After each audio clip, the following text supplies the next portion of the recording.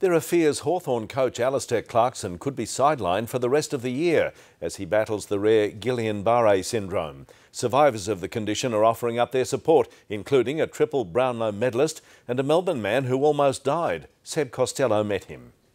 At 36, Scott Earl's heart stopped 4 times. The 5th time they started it, mate, it just kept going. Alive but paralysed, Scott was diagnosed with a severe case of Guillain-Barré syndrome, the condition currently affecting Hawthorn coach Alistair Clarkson.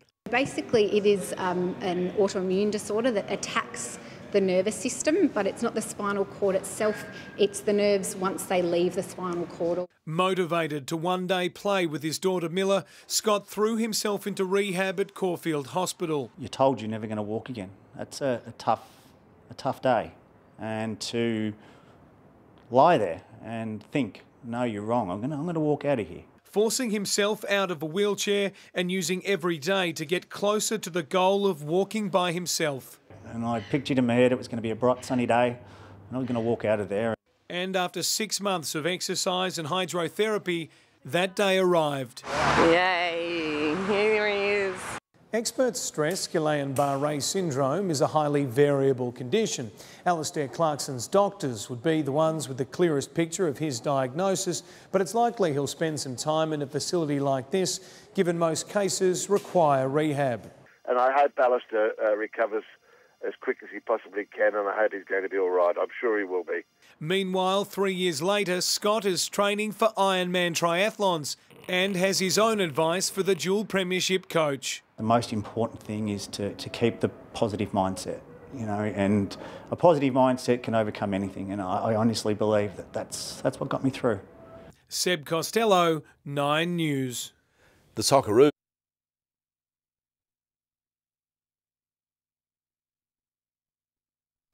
At 36, Scott Earl's heart stopped 4 times. The 5th time they started it, mate, it just kept going. Alive but paralysed, Scott was diagnosed with a severe case of Guillain-Barré syndrome, the condition currently affecting Hawthorn coach Alistair Clarkson.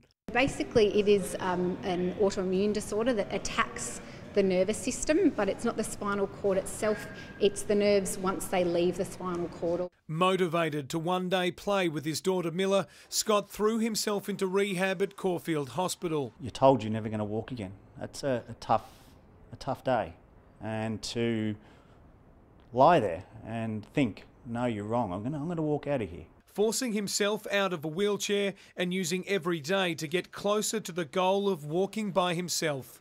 And I pictured in my head it was going to be a bright sunny day and I was going to walk out of there. And after 6 months of exercise and hydrotherapy, that day arrived. Yay, here he is. Experts stress Guillain-Barré syndrome is a highly variable condition. Alistair Clarkson's doctors would be the ones with the clearest picture of his diagnosis, but it's likely he'll spend some time in a facility like this, given most cases require rehab. And I hope Alistair recovers as quick as he possibly can, and I hope he's going to be all right. I'm sure he will be. Meanwhile, 3 years later, Scott is training for Ironman triathlons and has his own advice for the dual premiership coach. The most important thing is to keep the positive mindset, you know, and a positive mindset can overcome anything, and I honestly believe that's what got me through. Seb Costello, 9 News. That's right, and away you go. Right, Derek, how are we going here with the utilisations, mate? Are they looking okay today? Yeah, it's looking alright. Yeah, it's mostly under control, well under control for both primary networks. And we got a backup. Yeah. Good. Awesome. And Al, how are tickets going, mate? The tickets all under control? It appears to be, from what we can see on the screen. No severity ones? That's it, and away we go. How's the network looking there today, Derek? Looking okay? Yeah, today is okay, yeah, it's utilization with everything under control, and the maximum is 85% at the peak, and it's going down 41, so. Good. What about the tickets, Al? The tickets are all in check? Well, as you can see, we have no priority ones, so everything looks to be under control. Good job. No priority ones there at the moment, Al? Everything looks okay? No, everything looks okay. Yeah. Priorities are also set to 0, so that means no tickets have been logged. Okay. No customers? Comment again, no customer, just sort of continue on the conversation? No customer tickets there that are outstanding? Everything looks okay? No, everything looks good. Everything's green. So All right, good. Fantastic. Yep. Looking up. The conversation is something. Keep it going. Yep. Tickets are all right there, Al? Everything's looking all right? well, there is probably one that Not sure at the moment. two reds on the board, not too bad. Yeah. Everything else has met SLAs. Well, 97%, which is pretty good. So far. Like Scott. Yep, just say that Port Hedland. Yep. Town of Port Hedland, everything looks okay there. According to the comments, that's been raised already with the customer, Great. so Yeah. it seems to be under control. The Collingwood network, I can see their WAN's looking okay. Utilisation is about 60%, so I'd say it's fairly okay. Okay, everything looks good. Good go, Scott. Thank you. Okay, everything looks pretty good, guys. Good job. Thanks for stopping by.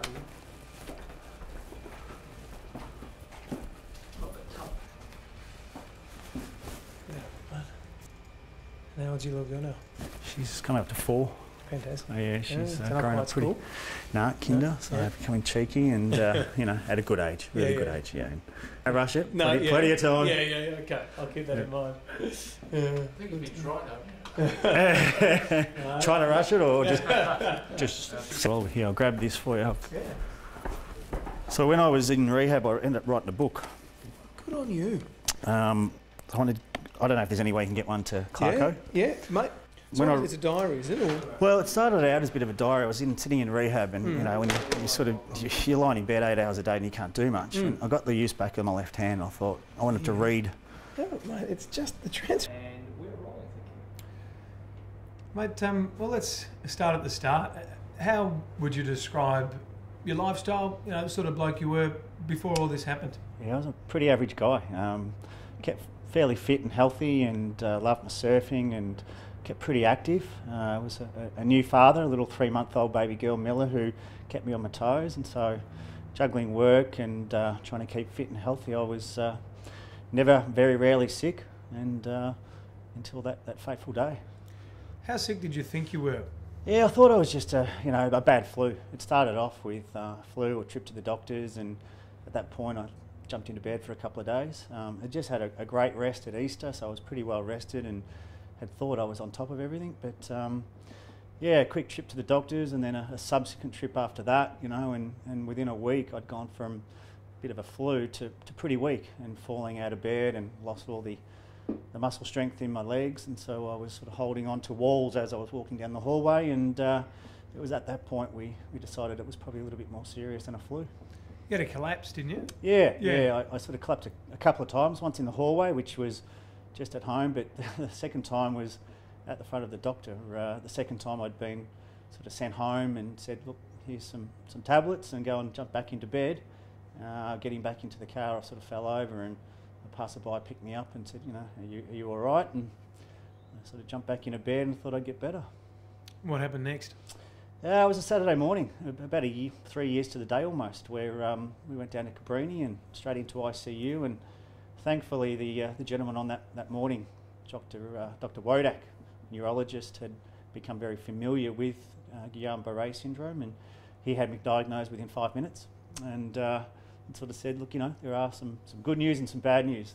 The good news is that you can recover 100% from GBS, but the bad news is that you could be here with us for a while, anything up to sort of 12 months.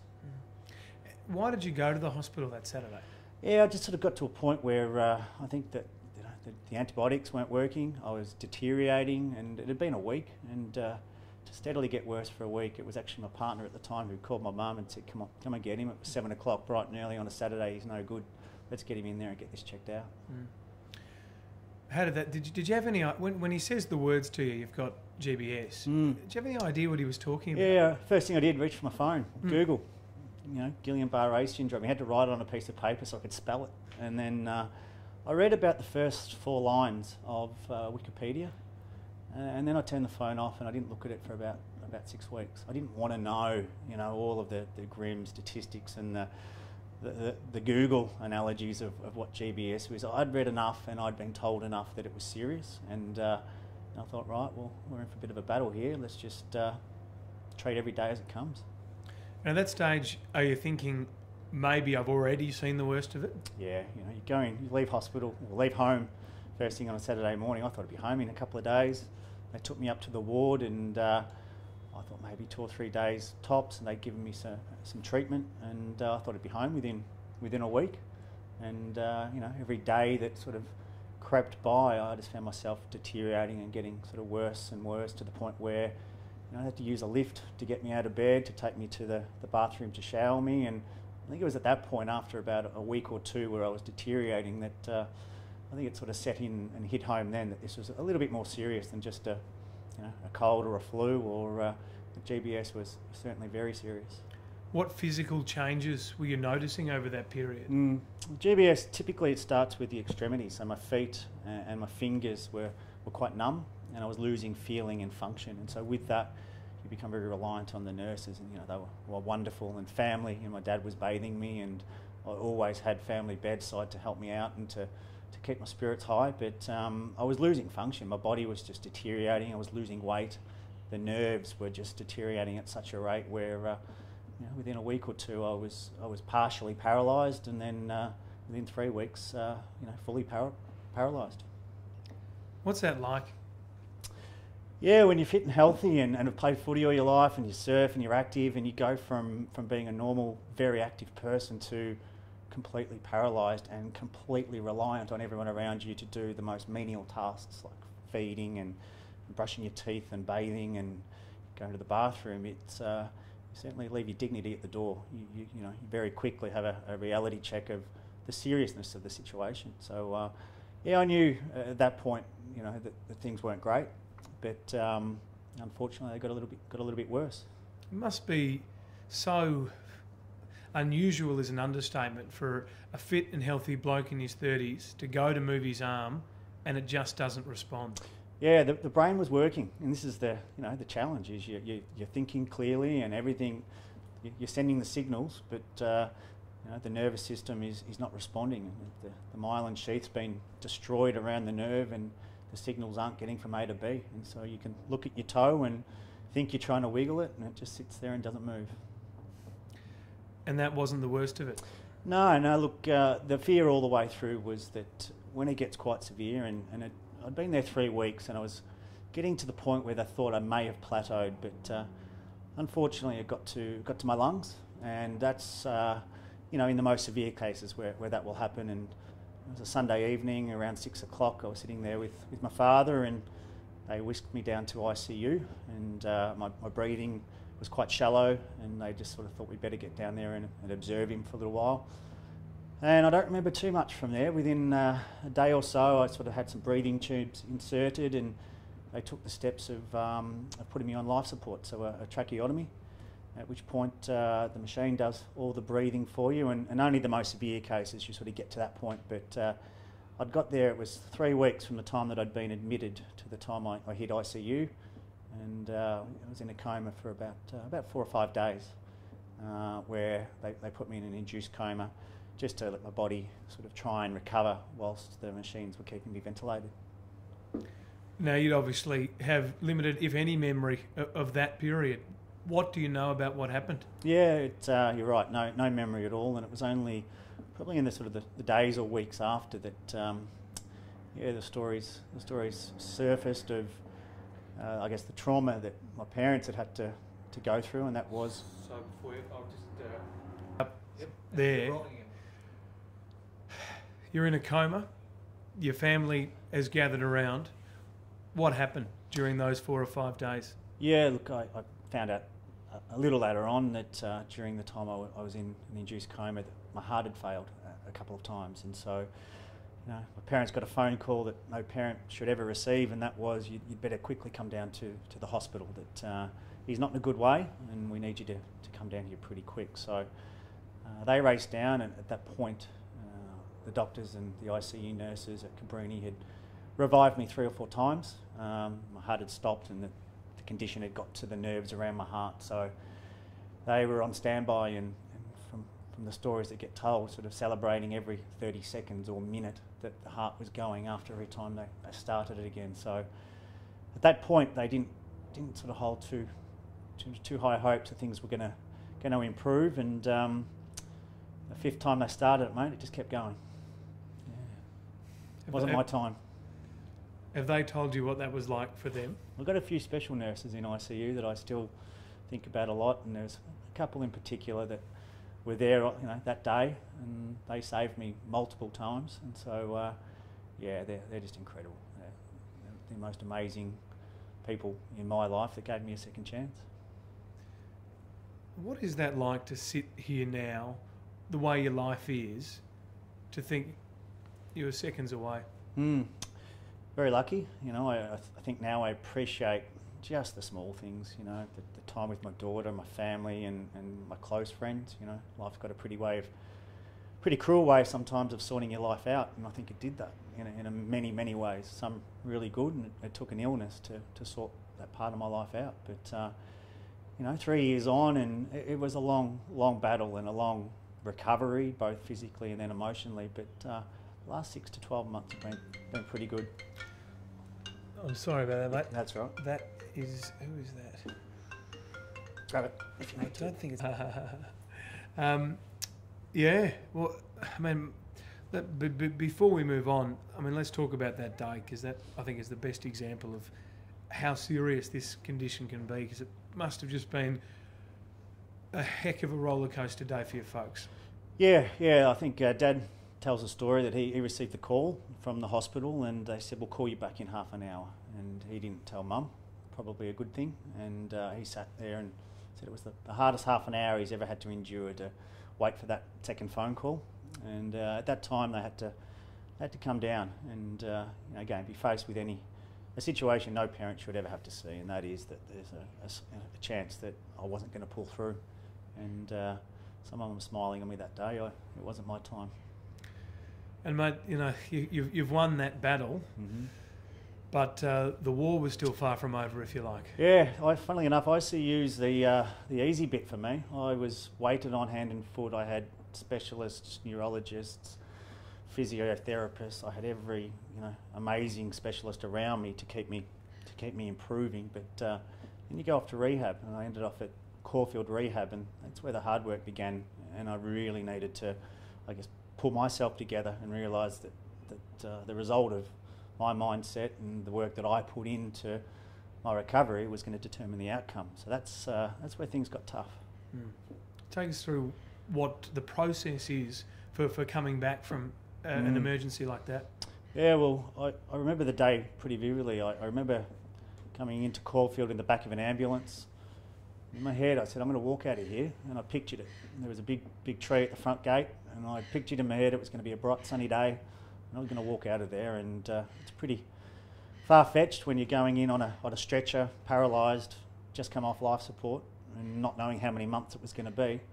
But I'd sort of had it pretty clear in my head that that's the way it was going to be. And for the first couple of months, tasks are menial. You're doing occupational therapy every day to get your fine motor skills and your gross motor skills back. I had to learn to do everything that I ever learned as a child. I had to learn to feed myself, to read and to write, and the use of my hands. It was quite comical at times, trying to feed yourself and hitting yourself in the face. And I think a big part of it was also laughing at those things. If you lose your humour through some of that, it's tough. So my sister was amazing, and her partner through the whole ordeal. They were bedside, making sure that I was on the right track, and my parents were always there. So with their support, we laughed, we cried, we enjoyed the successes, but we were all upbeat, and we were going to tackle it head on.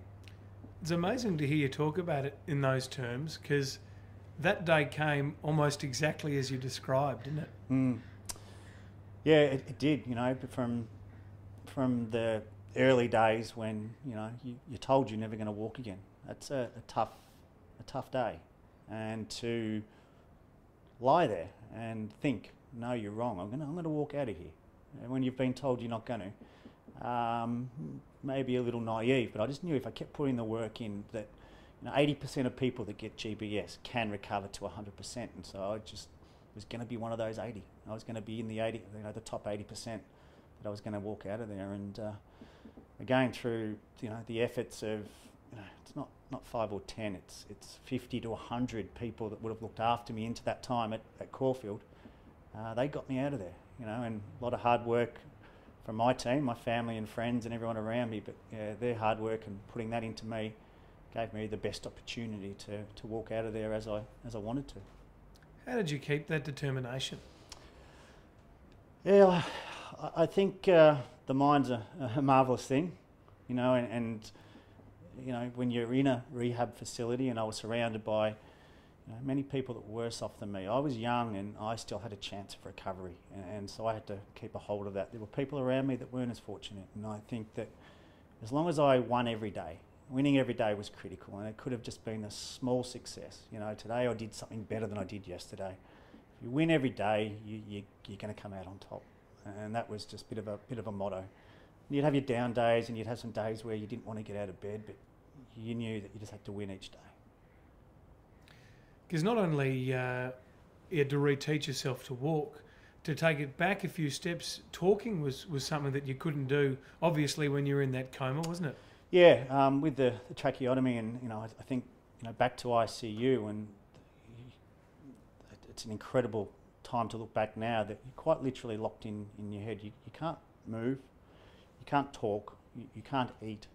The only senses I had were my hearing, which was heightened, and I became very aware, and I could hear everything going on around me. And I lost the sight in one eye. They had to stitch one of my eyes shut to keep my eyeball sort of lubricated. So if you can sort of picture somebody lying in bed that can't move, mentally I felt pretty sharp. I felt that I still was aware of what was going on. But 30 days is a long time to be able to not communicate, and to be able to not tell anybody the way you're feeling, and you've just got to grit it out. And again, every day I could just see.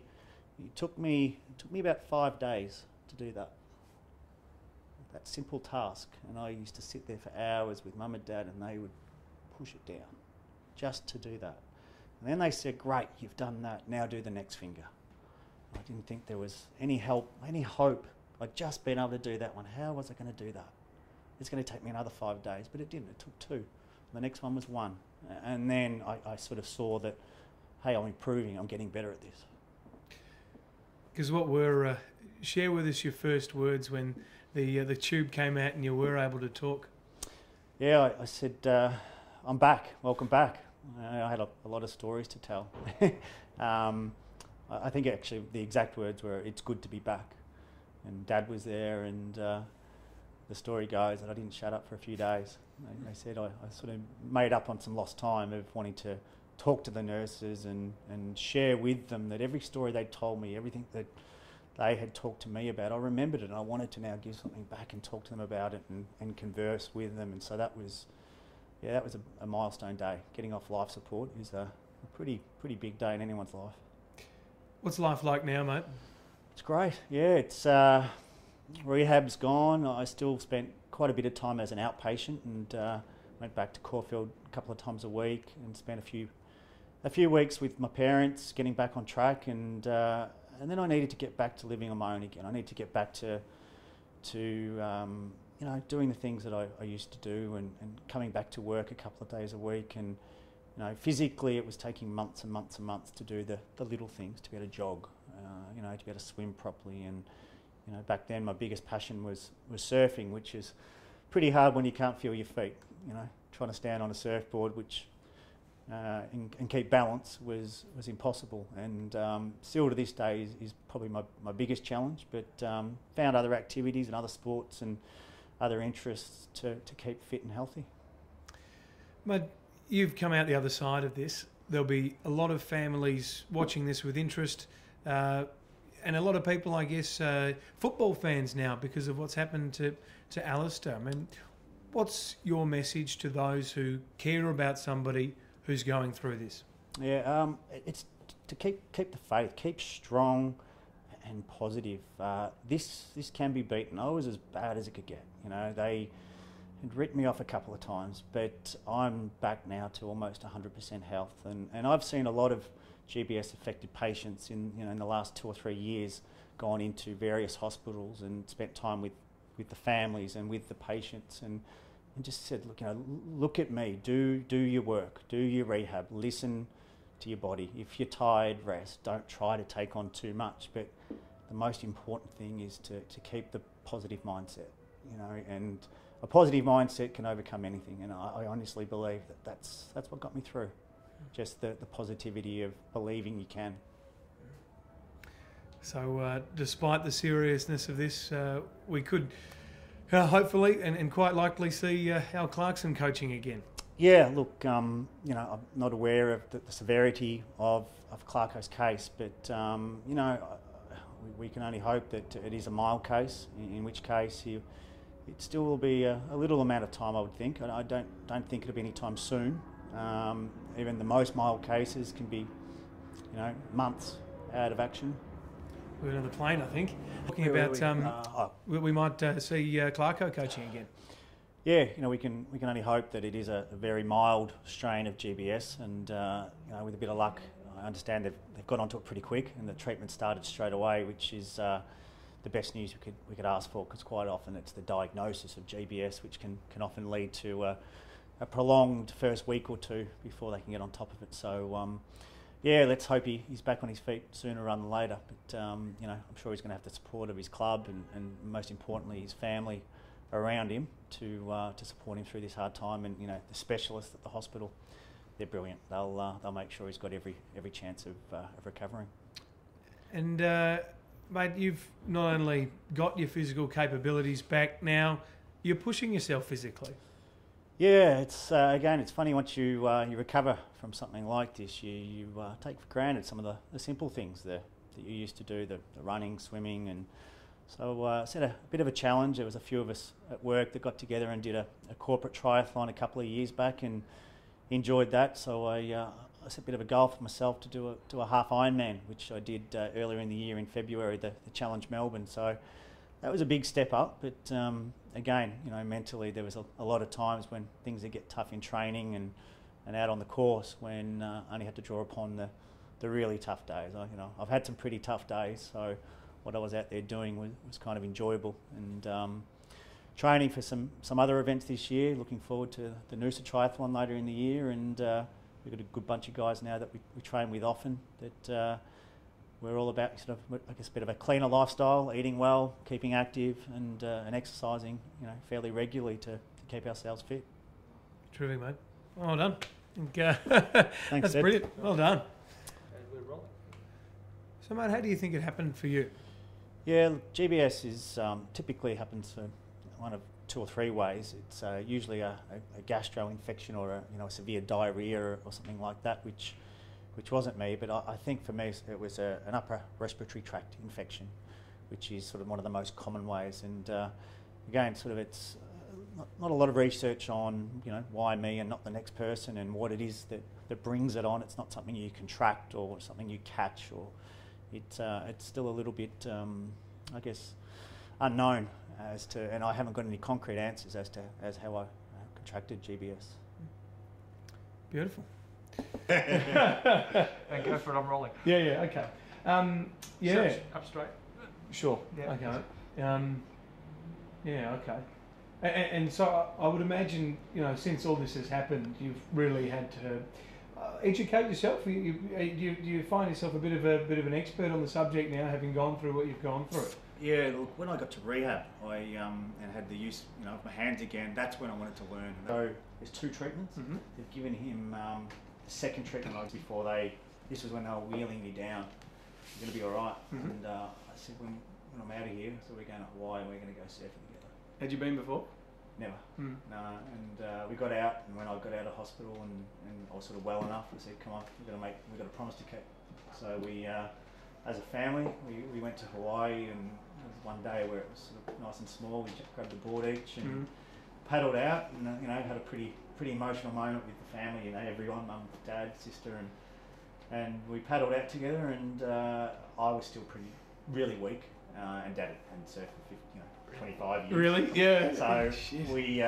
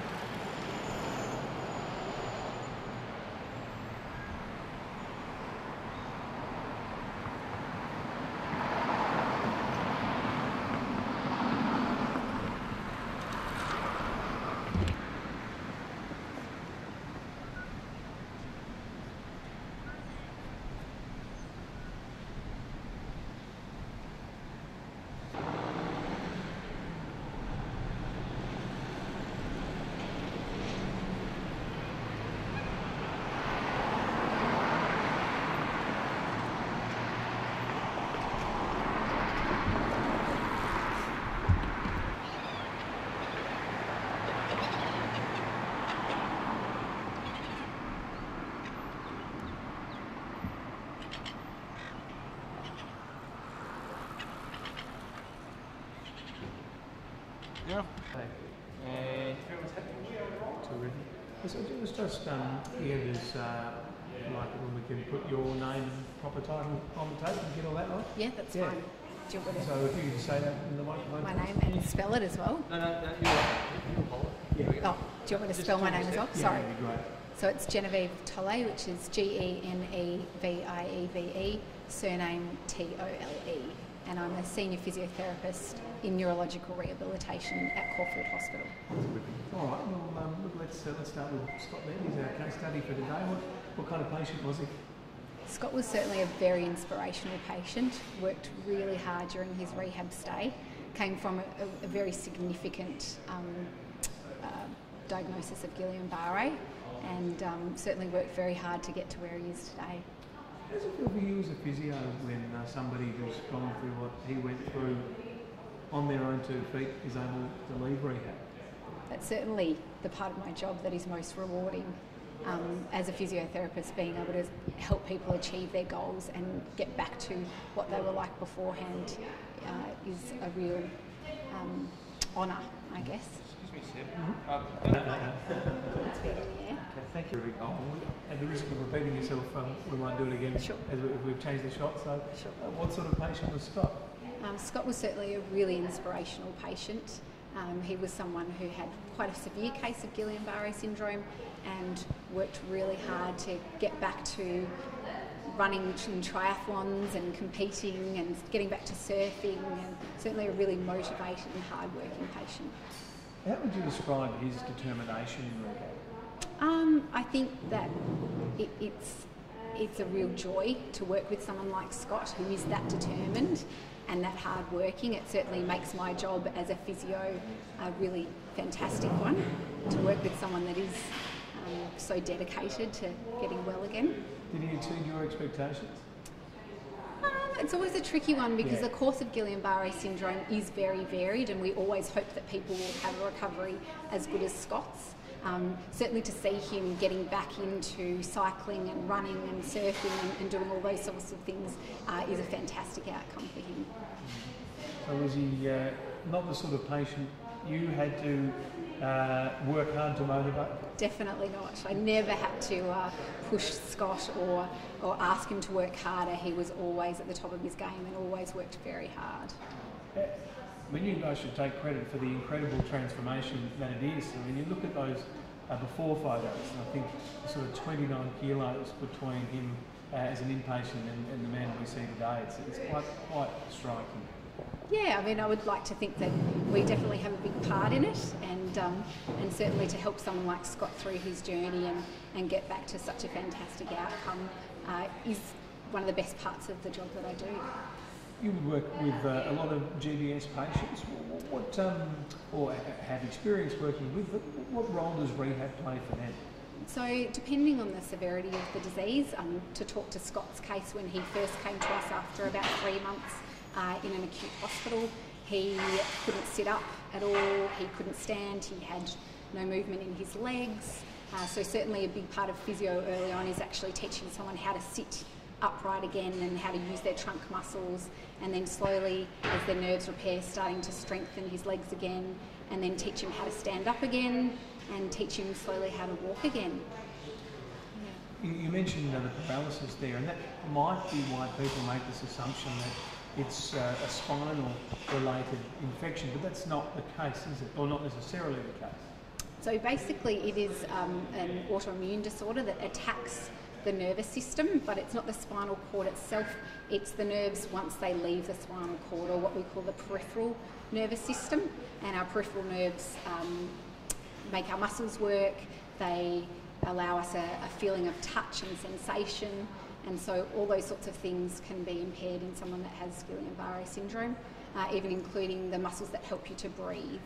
So in severe cases, and in Scott's case, he was in intensive care for about just over a month and actually needed a machine to help him breathe because his muscles that help him breathe weren't actually working.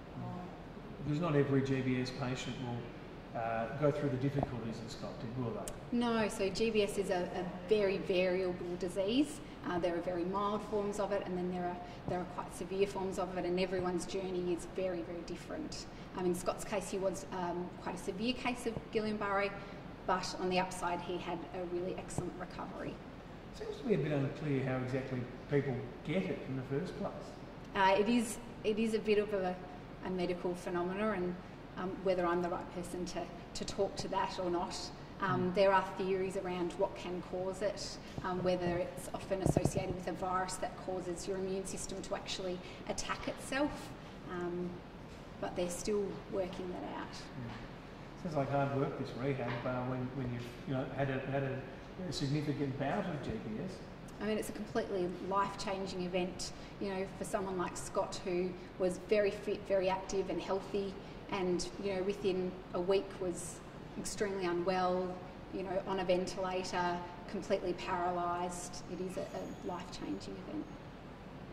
What do people need to know about GBS? I mean, I speak as somebody who didn't know anything about it prior to 24 hours ago, basically.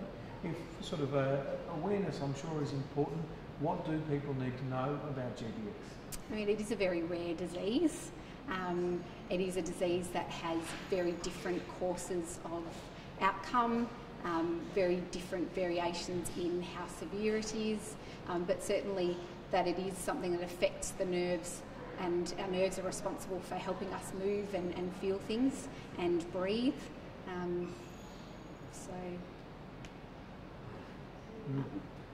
No, that's all right. And maybe finish up where we started, which is tell us about the feeling you get from watching a patient pull themselves out of a serious medical situation like Scott did. Yeah, it's certainly the most rewarding part of the job that we do as health professionals, to see someone go from such a severe state to having such an excellent outcome. It is an absolute joy and an honour to be able to do that as part of my career, and certainly one of the best parts of the job. Terrific. Well done, Jen. That's all we need. Thanks. Lovely job. Sorry, I went a bit blank. No. Okay. Oh, wow.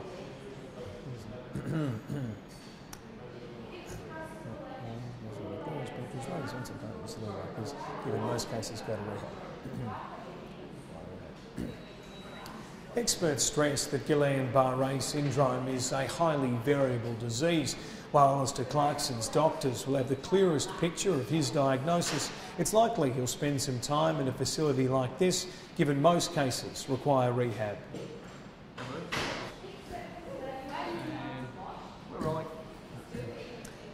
Experts stress Guillain-Barré syndrome is a highly variable condition. While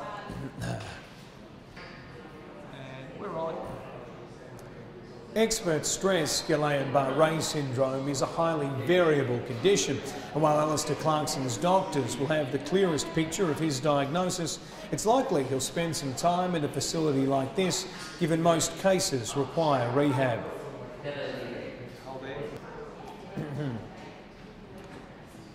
Experts stress Guillain-Barré syndrome is a highly variable condition. While Alistair Clarkson's doctors would have the clearest picture of his diagnosis, it's likely he'll spend some time in a facility like this, given most cases require rehab. Good to go. Experts stress that Guillain-Barré syndrome is a highly variable condition. While Alistair Clarkson's doctors will have the clearest picture of his diagnosis, it's likely he'll spend some time in a facility like this, given most cases require rehab. Done. I'll have it. Experts stress Guillain-Barré syndrome is a highly variable condition. Alistair Clarkson's doctors would be the ones with the clearest picture of his diagnosis, but it's likely he'll spend some time in a facility like this, given most cases require rehab.